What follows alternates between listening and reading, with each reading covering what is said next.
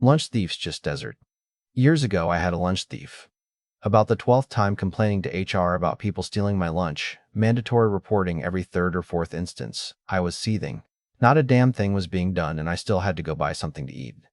I was bitching to my doctor at the yearly checkup, and he got a smile saying, "You're constipated then."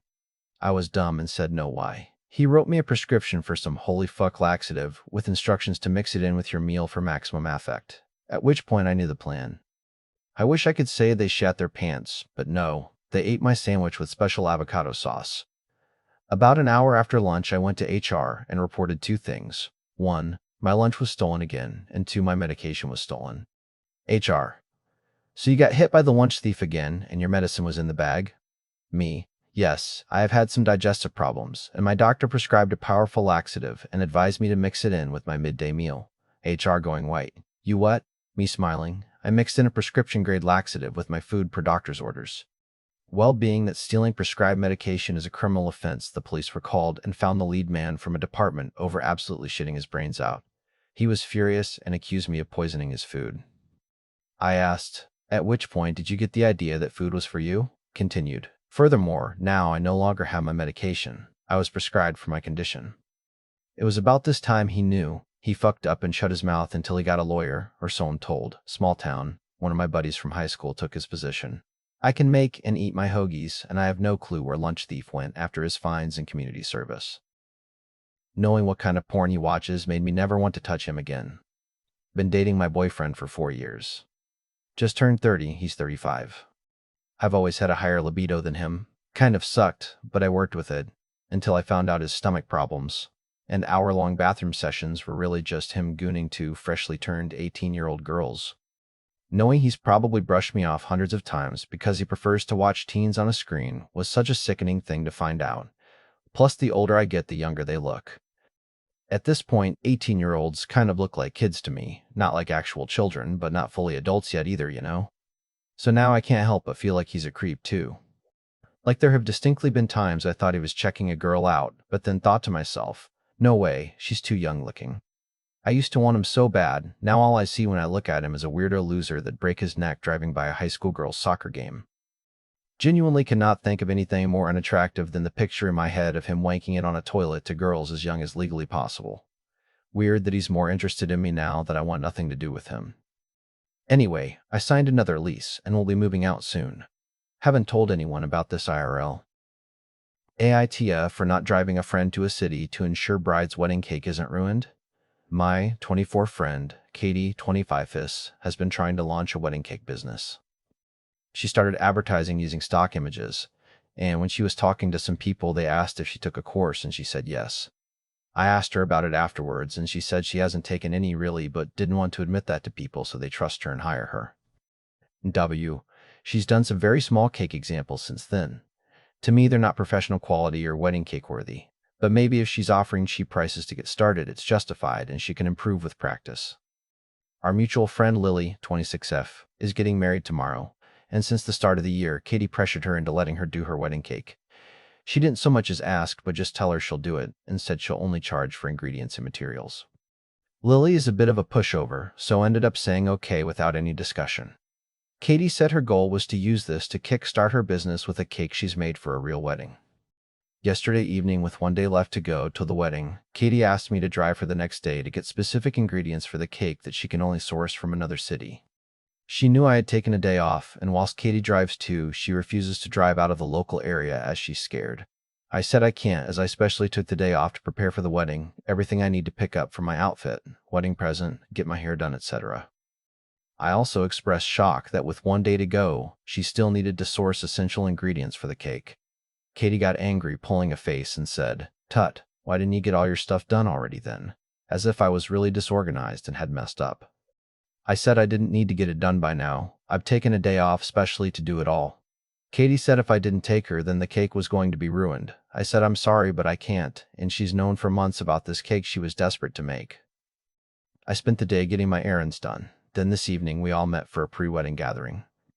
When Katie was coming towards me, she had an accusing and angry look and said, I had to go on the train by myself, as if I made her suffer, and how it was really hard, took ages to get to station, wait for train, walk to the place, and the same thing back. how she almost wasn't able to make it, and it drastically cut down the time she had to work on the cake. She then looked away as if she can't bear to be around me. She's since expressed to people that I wasn't willing to help ensure the wedding cake wasn't ruined for the bride. I know I didn't do anything wrong here technically, but when she framed it like that, it did give me pause. That even though Katie was wrong, should I have actually dropped my stuff and still done it for the sake of ensuring things weren't ruined for the bride? I didn't ask how the cake is gone, and I don't know what to expect tomorrow. TIFU, by accidentally rejecting my childhood crush. Well, this didn't happen today, but today was the day it finally hit me. I for F was bullied for being ugly when I was 12 or 13, especially by the boys in my class. Still, I had a great friend the same age as me who was the sweetest boy in my eyes. He was a really kind guy to everyone, and because of that, I had a huge crush on him. Today, while I was looking at some photos with my husband and talking about them, I remembered 3 specific times.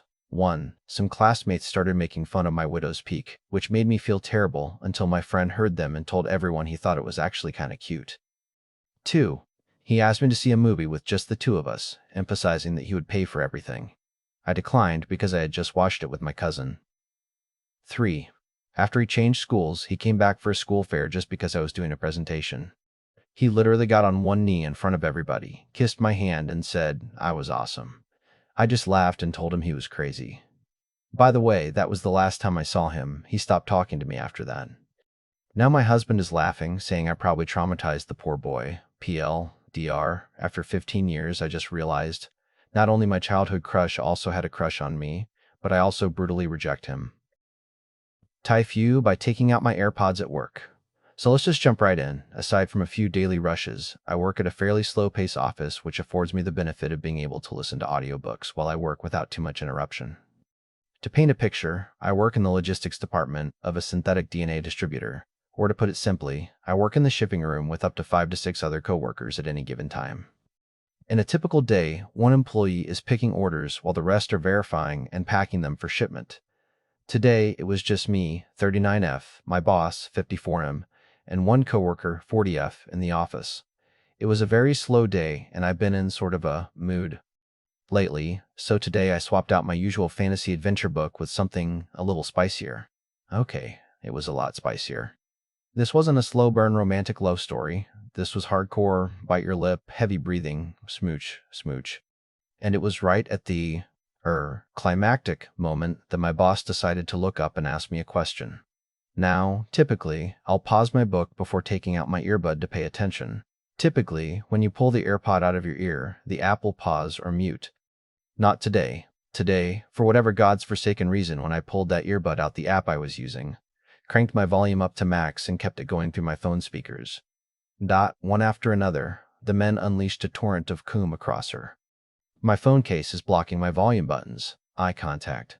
All I can do is take a deep breath, own it, and take the 10 entire seconds or so it takes me to turn the volume down and stop the app.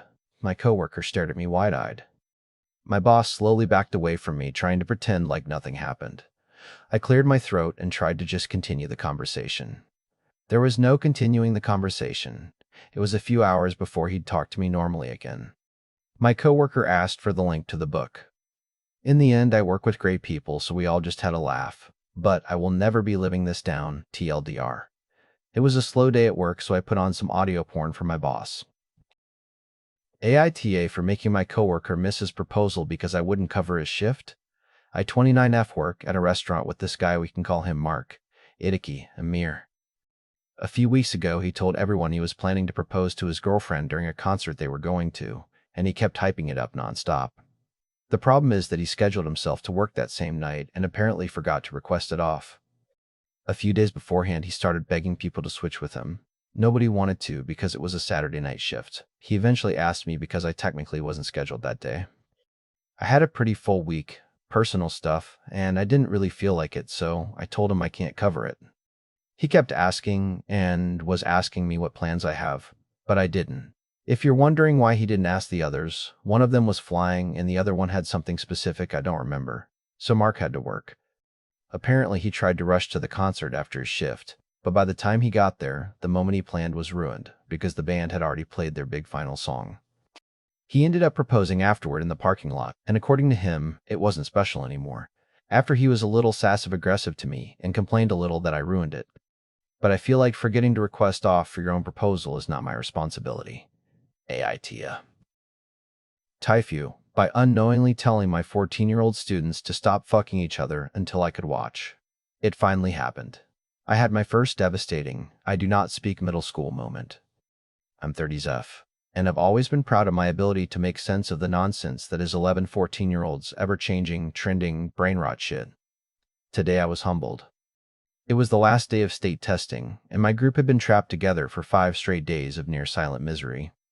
They're genuinely good kids, but after hours of testing, they were restless. A few asked if they could go to the back of the room and crack each other's backs. Not that unusual. I set some boundaries, kept an eye on them, and they were literally just standing back to back doing weird little stretches. They don't even try to crack someone of a different gender because they already know that'd be a no at our school. I needed a break to just move around and splash water in my face after finally peeing for the first time in hours. Students know teachers will do this. One of us will stand in the hall and keep an eye on both of our classes at once since we can't leave them alone. Before stepping out to grab the teacher next door, I casually called over my shoulder. Hey y'all, do me a favor and stop cracking each other until I get back. Every kid froze and stared at me. Naturally, instead of realizing I'd said something horrifying, my sleep-deprived, end-of-school-year brain doubled down. I'm not saying you can never do it again, Mrs. So-and-so, just can't see you from over here, and I'd rather make sure y'all aren't about to try something crazy or get rowdy and hurt each other. Now, they're visibly losing it. I trust y'all, but I'd really prefer to be here to supervise. That was it. The room absolutely exploded. Kids were doubled over, wheezing, running toward me like they'd just witnessed history. I am horrified and still confused AF, seriously not making the connection. That's a testament to end-of-year teacher brain. Lol, Miss No. That does not mean what you think it means. Cue my soul leaving my body as I learned that cracking apparently also means fucking. They say it to get around censorship online or something. Eek anymore. So, in their minds, I had just very seriously told a room full of 14-year-olds, please stop having sex until I return, because the other teacher can't properly supervise. A few sweet girls hugged me while I died inside and tried to explain that, technically, my statement made sense in context. I'm in my 30s. I thought I was reasonably current. I may not know every lyric to their mumble rap, but I know enough to survive.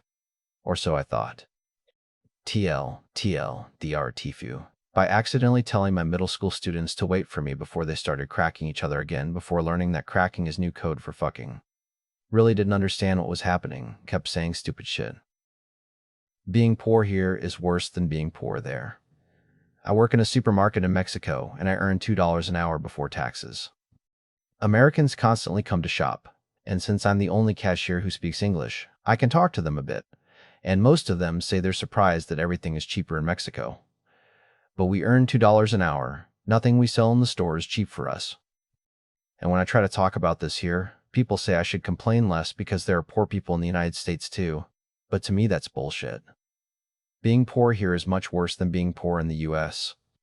Here, if you're poor, not even the police help you if someone commits a crime against you.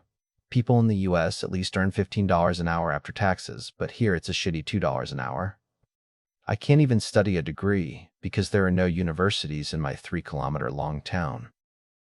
AITA for telling my mom I am not going to put up with racism against my kid the way she did. I will try to make a long story short. My mom is white and my dad is black. They split when I was little. While I am not white passing, I am not obviously red as black either unless my natural hair is worn down. I would say I am pretty racially ambiguous. My mom has several racist people on her side of the family. Some who just make light comments all the way to an uncle who uses the N-word. My mom never protected me or my brothers from these comments growing up. Bah. Fast forward to present day. I am now 30 and expecting my first baby.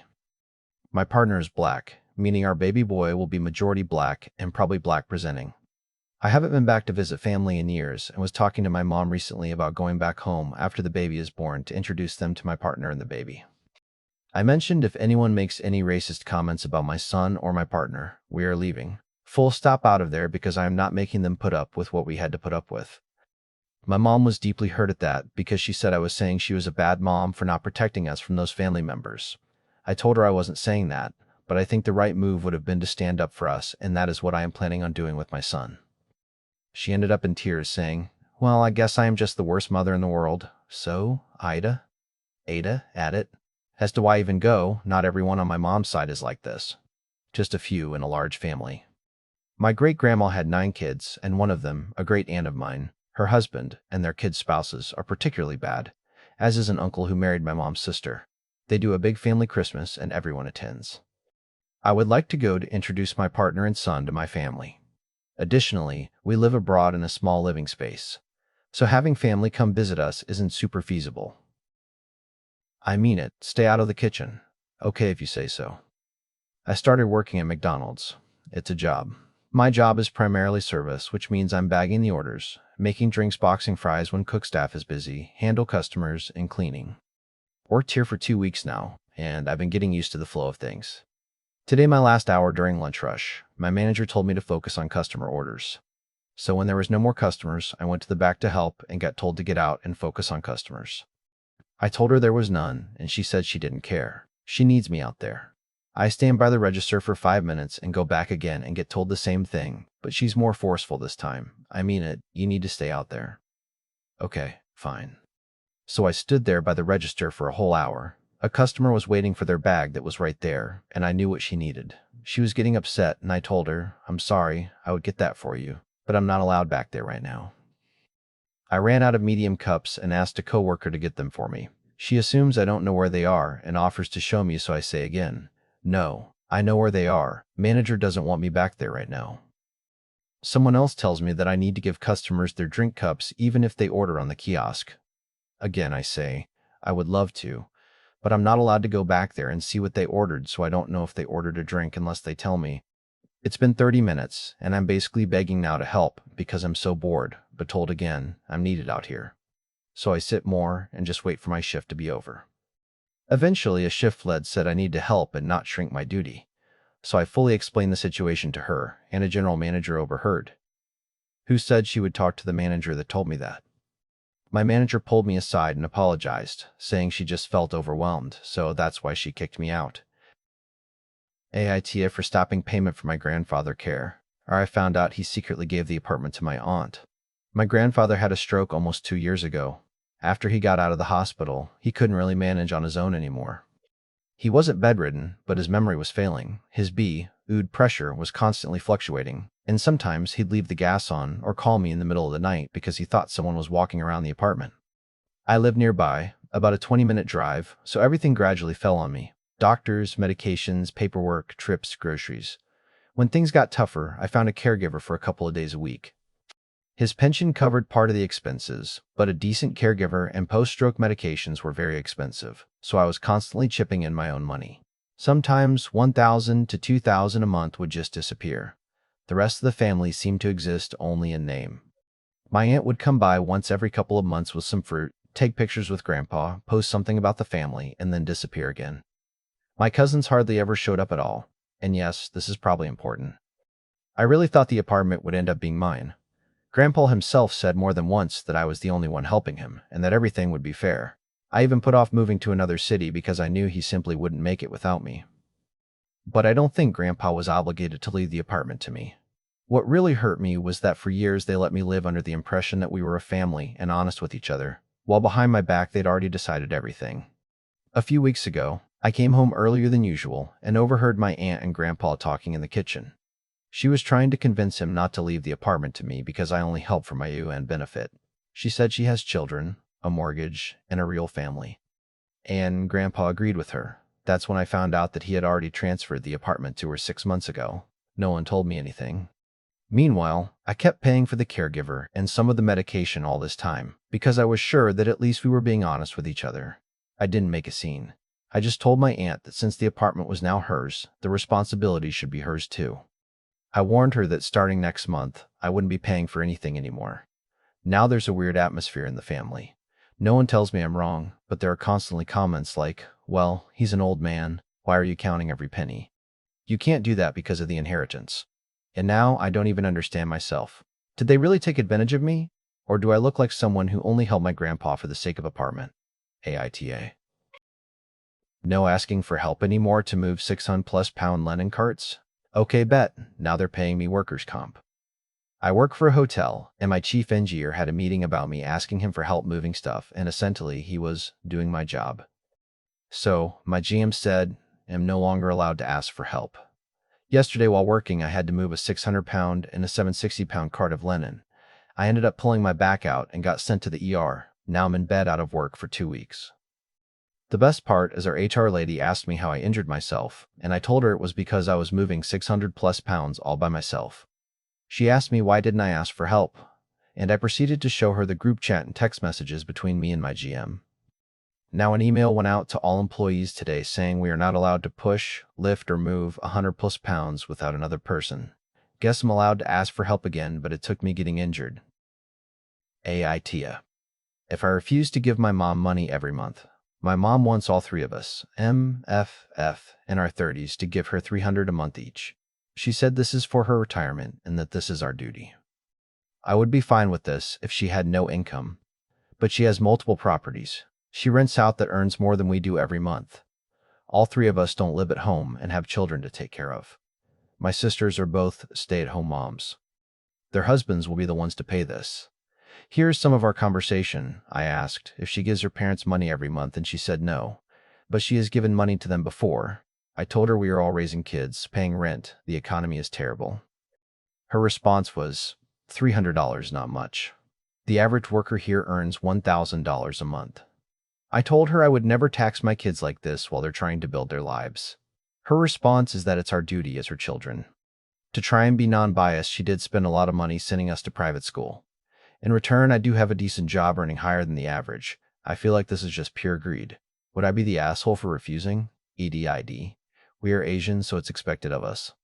The problem for me is we each have 2 parents plus 2 in-laws, and she's the only one asking for it. Our father isn't asking for anything, but he does have retirement. My mom does not. I couldn't imagine if I had to send $300 each to 4 parents.